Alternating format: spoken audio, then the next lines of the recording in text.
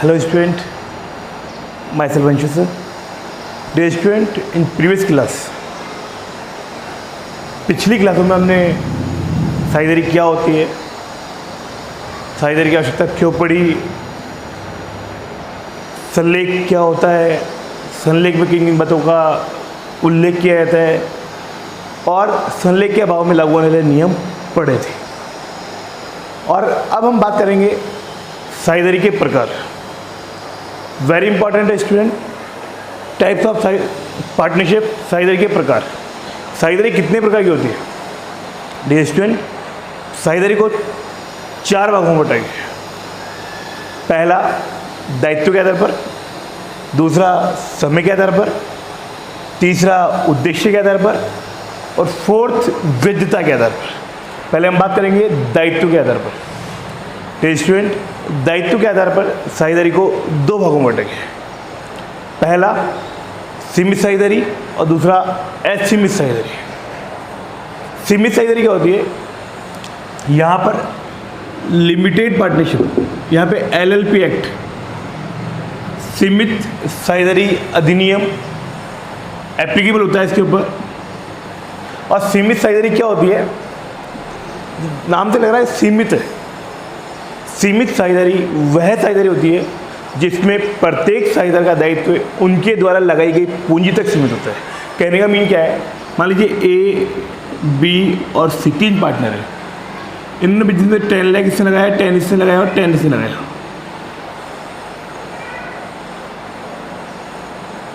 सीमित साइदरी क्या होती है? मैं एक बार रिपीट कर रहा हूँ। सीमित साइदरी वह साइदरी होती है जिसमें प्रत्येक साझेदार का दायित्व उनके द्वारा लगाई गई पूंजी तक सीमित होता है, लेकिन कम से कम किसी एक साझेदार का दायित्व असीमित होना आवश्यक है।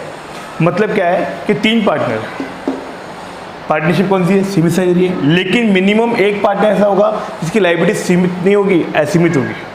मान लीजिए C की लायबिलिटी जो है अनलिमिटेड है, असीमित साझेदारी है, ऐसा आवश्यक है।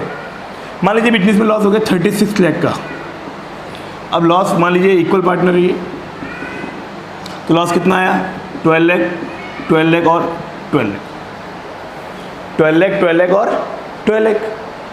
अब A और B जो तो लिमिटेड पार्टनर है, सीमित साइदरी है, तो उसके से क्या होगा? इनकी जो लायबिलिटीज होगी वो केवल इनके द्वारा लगाई गई कैपिटल तक ही होगी। इन्होंने बिजनेस में कितना पैसा लगा रखा है? 10 लाख, तो ये केवल 10 लाख के लॉस को ही बेयर करेंगे। ये 2 लाख का लॉस जो रह गया वो रह गया। इनका जो लॉस ये करेगा 10 लाख, लॉस कितना रह गया? 2 लाख। इसकी कैपिटल कितनी? 10 लाख, कितना लॉस रह गया? 2 लाख। अभी भी 6 लाख का लॉस बाकी है। ये 6 लाख का लॉस है, इसको केवल C बेयर करेगा।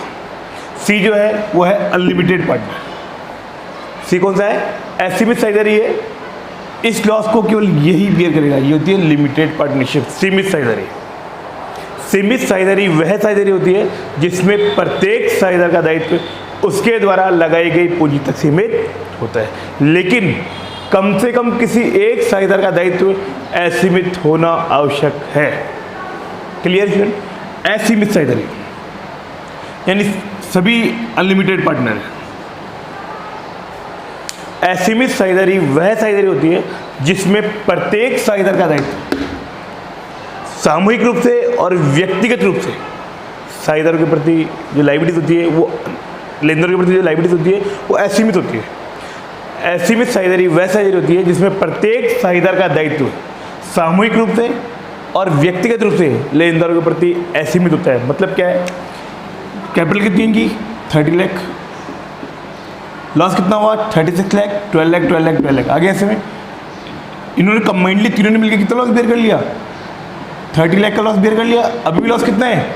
6 लाख का। जो 6 लाख का लॉस है उस सभी तीनों पार्टनर जो है असीमित साझेदारी वाले हैं, अनलिमिटेड लायबिलिटी देंगी, तो ये जो 6 लाख के लॉस को बेयर करेंगे, ये तीनों अपने पर्सनल घर की कोई एसेट्स बेच करके लाएंगे, कहीं से भी लेके आएंगे, कुछ भी करेंगे, अपने घर जा करके अपना पैसा वापस लाएंगे, ला करके इस लॉस को बियर करेंगे। ये होती है असीमित साझेदारी। Clear student? समय के आधार पर, वेरी सिंपल, नाम क्या था? नाम से पता लग रहा है कि समय के आधार पर साझेदारी को 2 भागों में बांटा गया है, निश्चितकालीन और अनिश्चितकालीन। निश्चितकालीन और अनिश्चितकालीन साझेदारी क्या होती है? जो पार्टनरशिप एक सर्टेन टाइम के लिए, निश्चित समय के लिए एस्टेब्लिश की जाती है, स्थापित की जाती है, उसे हम सीमित साझेदारी कहते हैं।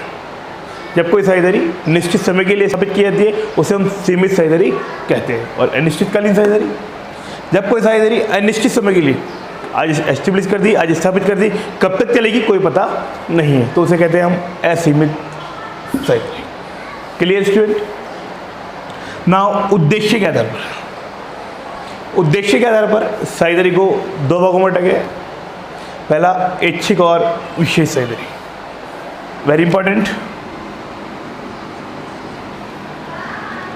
इंपॉर्टेंट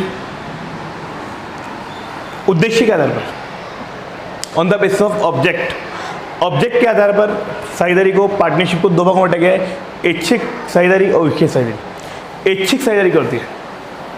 नाम से पता लग रहा है ऐच्छिक, इच्छा तक चलेगी। स्टूडेंट, जब ऐच्छिक साझेदारी एस्टेब्लिश की जाती है, स्थापित की जाती है, तो अनिश्चित समय के लिए स्थापित की जाती है, कब तक चलेगी कोई पता नहीं है।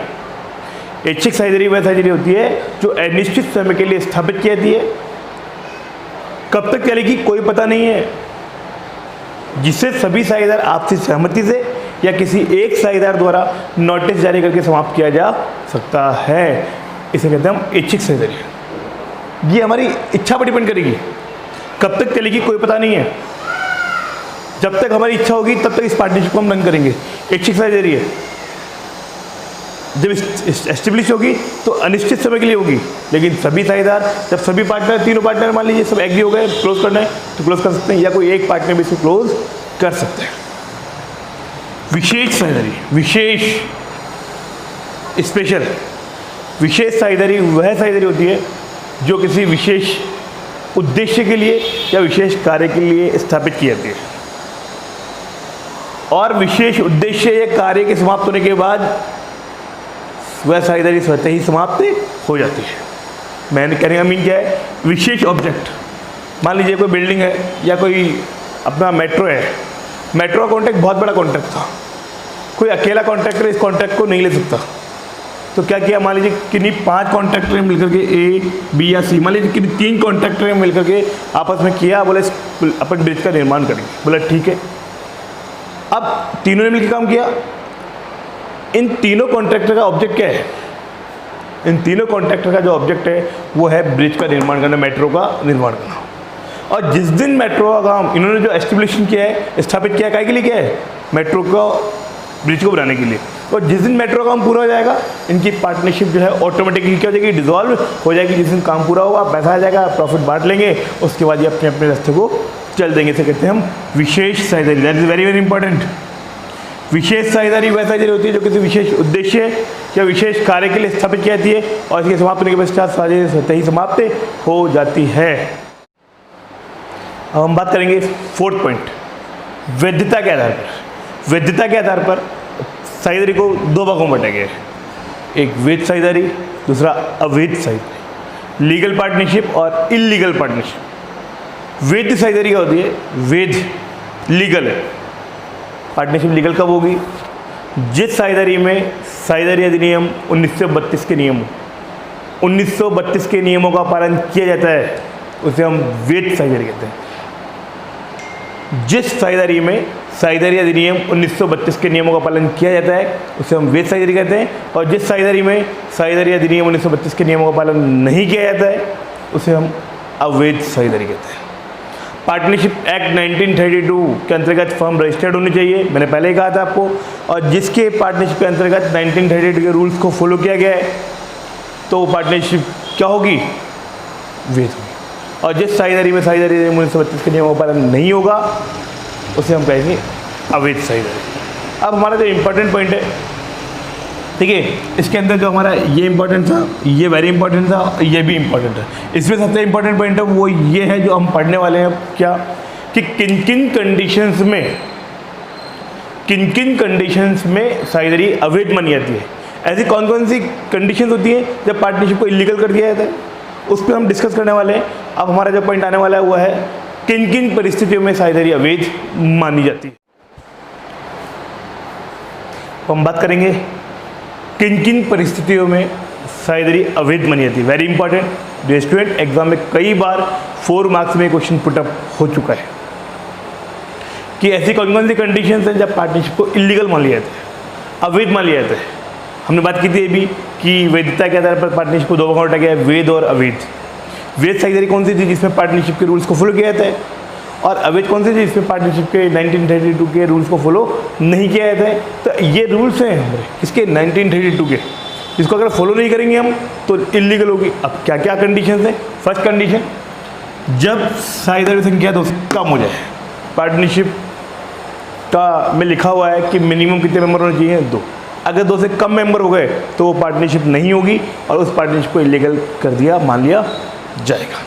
सेकंड, जब साझेदारी संख्या 50 से ज़्यादा हो जाए, जब पार्टनर्स की जो संख्या है वो 50 से ज़्यादा हो जाए। 2 से कम हो जाए, 50 से ज़्यादा हो जाए।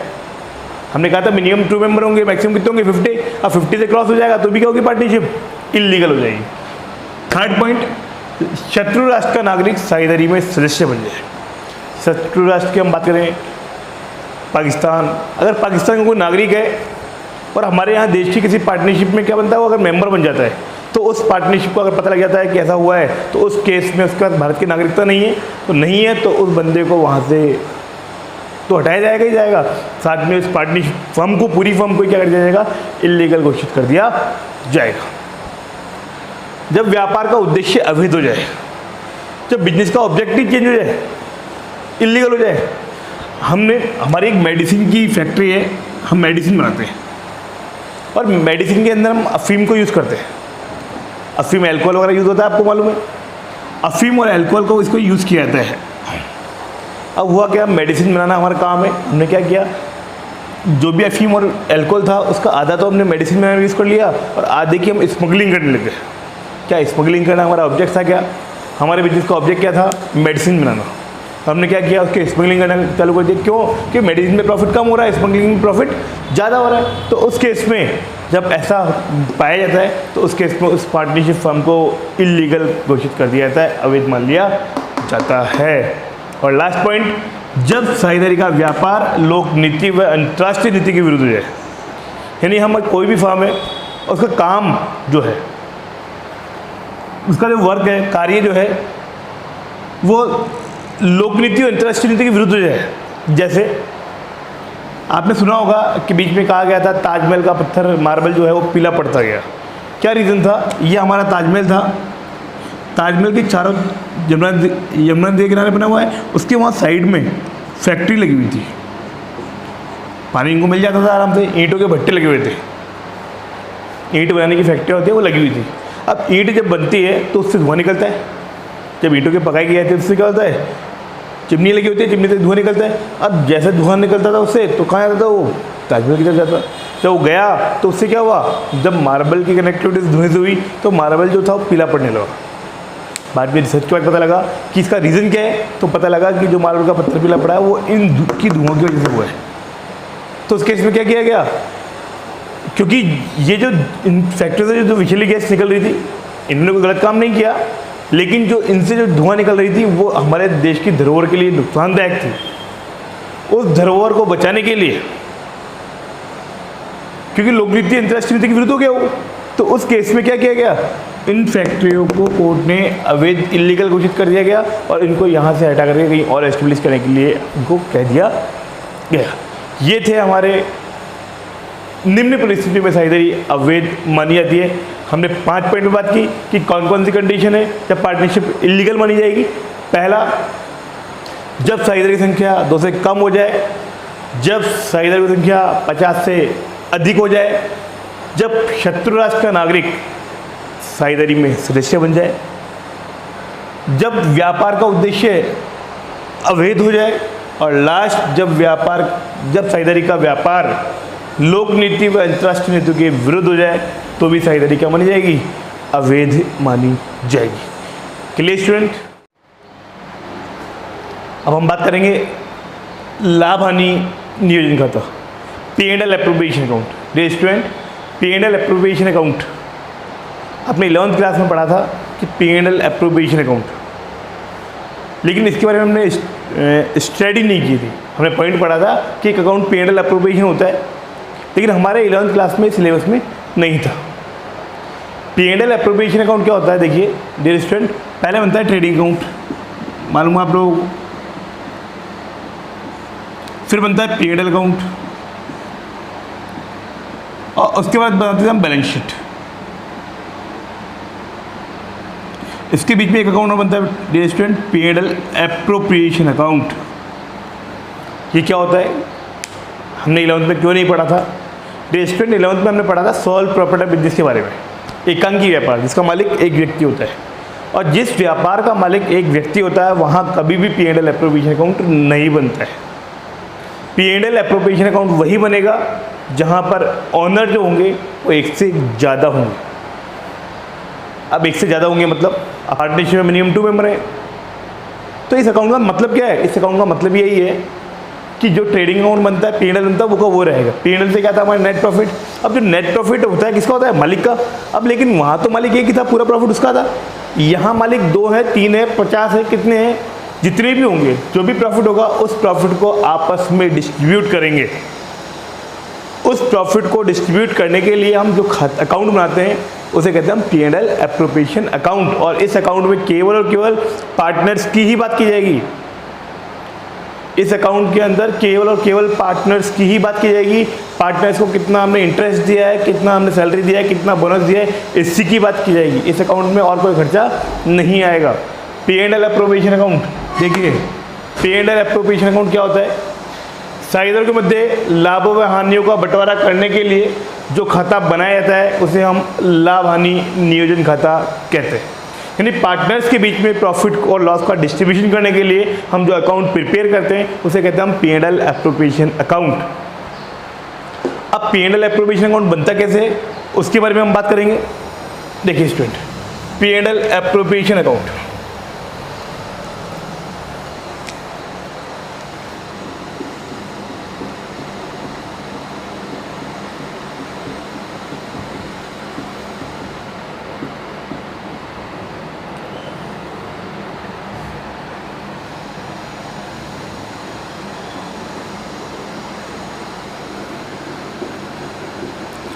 Particular amount, particular amount. Dear student, आप लोगों को मालूम है कि पहले बनता है ट्रेडिंग। ट्रेडिंग अकाउंट में होता है हमें ग्रॉस प्रॉफिट या ग्रॉस लॉस होता है, और लॉस होगा तो इधर होता है। उसके बाद बनता है P&L, और P&L अकाउंट में क्या होता है? या तो नेट प्रॉफिट होगा या फिर नेट लॉस। प्रॉफिट होता है, प्रॉफिट क्या करते हैं? ट्रेडिंग की प्रॉफिट को क्या करते हैं? P&L में लेते हैं, और कहाँ लिखते हैं इसको? रिवर्स साइड में, बाय ग्रॉस प्रॉफिट। और लॉस होता है तो लिखते हैं हम यहाँ पे टू ग्रॉस लॉस, ये आपको मालूम है। फिर P&L में नेट प्रॉफिट नेट लॉस होगा, तो यहाँ अगर प्रॉफिट होगा तो ये P&L से P&L अप्रोप्रिएशन में बाय में आएगा, ट्रांसफर करते हैं अपन, यह आएगा नेट प्रॉफिट। ये कहाँ से है? या फिर P&L। जो भी अमाउंट होगा वो यहाँ से यहाँ ट्रांसफर कर दिया जाएगा। अब इस प्रॉफिट को डिस्ट्रीब्यूट करेंगे हम पार्टनर्स में। सबसे पहले देते हैं हम पार्टनर्स को, अगर इंटरेस्ट देना है, पार्टनरशिप डीड में लिखा हुआ है कि पार्टनर्स को इंटरेस्ट का पेमेंट करना है, तो हम देंगे सबसे पहले पार्टनर्स को इंटरेस्ट।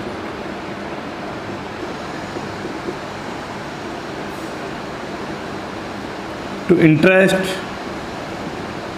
On capital. जितने भी पार्टनर है, मान लीजिए एक्स वाई 2 पार्टनर है, इन दोनों को जो इंटरेस्ट देना वो हम इंटरेस्ट दे देंगे। पार्टनर्स ने कैपिटल लगाई थी, इस पर इंटरेस्ट देना दे दिया हमने, सारे खर्चे इधर आएंगे, इनकम इधर आएगी। पार्टनर्स ने ड्राइंग किया तो उससे इंटरेस्ट लेना है, तो bye interest on drawing, x और वाई से जितना इंटरेस्ट लेना है वो हमने। इसके अलावा पार्टनरशिप डीड में लिखा हुआ है कि एक्स को सैलरी देनी है, वाई को सैलरी देनी है, जो भी देनी है, जिसका भी नाम होगा उसको लिख देंगे नाम, पार्टनर्स सैलरी। मान लीजिए पार्टनर्स को बोनस देना है,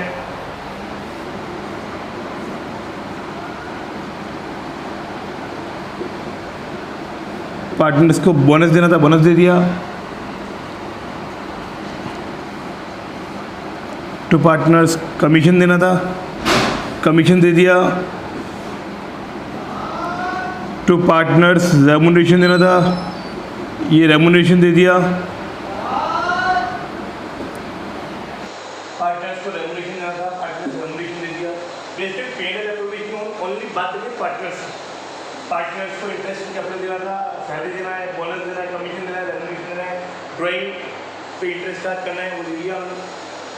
इसके अंदर ये डिस्ट्रीब्यूशन था, ये प्रॉफिट था, इतना आया, इतना हमने दे दिया। अब जो बचेगा उसको लास्ट में पार्टनर्स अपने प्रॉफिट शेयरिंग डिस्ट्रीब्यूट कर लेंगे, पार्टनर्स कैपिटल और पार्टनर्स करेंट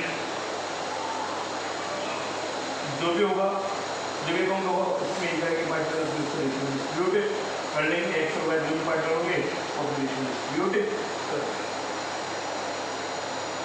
ये है हमारा पेडल एप्रोप्रिएशन। इसमें जो भी डिस्ट्रीब्यूशन होता है केवल पार्टनर्स का होता है। पार्टनर्स के बीच में जो प्रॉफिट का डिस्ट्रीब्यूशन करना है उसके लिए हम अकाउंट प्रिपेयर करते हैं, कहते हैं pedal appropriation account.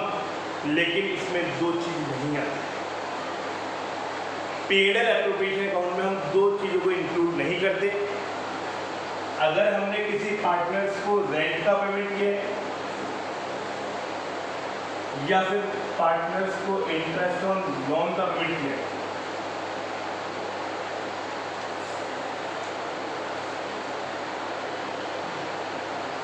Not include. इसमें पार्टनर्स के जो पेमेंट होता है उनकी दो पेमेंट हमने नहीं किया था। एक तो पार्टनर्स रेंट और दूसरा पार्टनर्स इंटरेस्ट ऑन लोन। ये दोनों ही पेमेंट तो पार्टनर को किया था लेकिन इनको इंक्लूड नहीं किया था। क्यों? क्योंकि ये बिजनेस के रेगुलर करते हैं, ये पार्टनर्स को स्पेशली को पेमेंट नहीं किया गया। क्यों? आज मान लीजिए ए और बी पार्टनर, इन दोनों ने पार्टनरशिप की। अब दोनों काम करेंगे तो जगह लेंगे, किराया देंगे, उसका शॉप लेंगे। अब ए ने कहा मेरे पास शॉप पड़ी है उसी में काम कर लेते हैं, उसका जो किराया मार्केट में लेंगे, मार्केट से लेंगे, वो किराया दे देगा, तो एग्री हो गए। तो अब जब फर्म ए को रेंट देगी तो जो रेंट है वो बिजनेस का है, वो पार्टनर्स को दिया गया प्रॉफिट नहीं है। अगर एक ही शॉप नहीं होती तो हम रेंट किसी और को पे करते। इसीलिए ये जो रेंट का जो पेमेंट होता है वो कभी भी पेड एप्रोप्रिएशन अकाउंट में नहीं आता। पार्टनर्स रेंट होगा पेड अकाउंट में शो किया जाएगा। उसके बाद नेक्स्ट पार्टनर्स इंटरेस्ट और लोन। फर्म को पैसे की रिक्वायरमेंट थी और फर्म ने क्या किया? लोन लिया। कहाँ से? फर्म ने लोन लिया मार्केट से। जब फर्म ने मार्केट से लोन लेगी तो उस पर इंटरेस्ट देगी, लेकिन पार्टनर ने कहा कि मेरे पास पैसा पड़ा हुआ है, मुझसे लोन ले लो। तो फर्म ने कहा ठीक है, इतना ब्याज बैंक को देगी, आपको की बात तो एक है। तो यहाँ पे मान लीजिए बी ने फर्म को 5 लाख रुपये का लोन दिया, तो फर्म क्या देगी? इस पर इंटरेस्ट देगी। तो इंटरेस्ट देगी तो ये फर्म को प्रॉफिट का डिस्ट्रीब्यूट तो लेना है। अगर बैंक से लेते तो उसको भी हम इंटरेस्ट पे करते। तो इस केस में पार्टनर्स को अगर इंटरेस्ट और लोन का पेमेंट करते हैं, लोन पर इंटरेस्ट का पेमेंट करते हैं, तो वो P&L एप्रोप्रिएशन का पार्ट नहीं होगा, वो P&L अकाउंट में शो किया जाएगा। Clear student? जय हिंद, जय भारत।